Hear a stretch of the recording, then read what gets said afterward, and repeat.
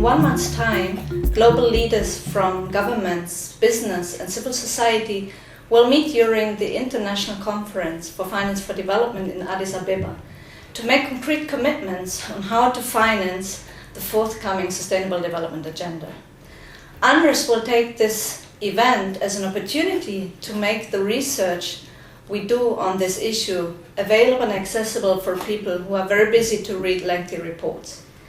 We want to launch this series on the occasion of the third drafting session of the outcome document that will be debated and negotiated during the Addis Ababa conference. The series consists of two components. The first is a set of research notes which summarize recent research findings produced for the UNRISD project on the politics of domestic resource mobilization for social development. The second component is a think piece series for which we have invited renowned scholars, activists and practitioners. And as the word says, the think piece series aims to invite people to think, rethink and reflect on some of the important issues that will be discussed during the Finance for Development Conference.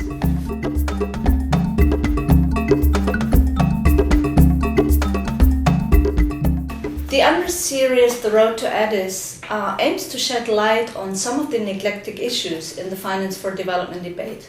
And it also aims to invite people, encourage people to think a little bit out of the box and to consider new and innovative ideas. Financing debates tend to be very technical.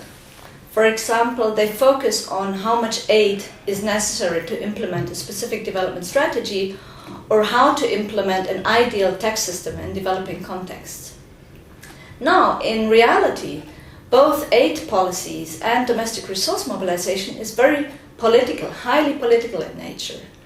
And UNRISD research actually improves our understanding on why so many low-income countries struggle actually to implement progressive and equitable and efficient tax systems.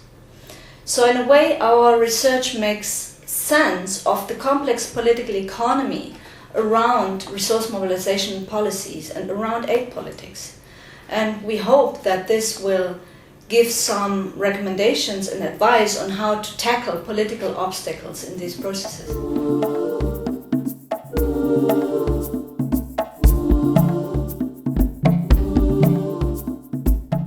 The most important objective of the third Finance for Development Conference that will take place in Addis Ababa in July is that the global community makes reliable and sustainable and generous aid commitments, in particular the developed countries.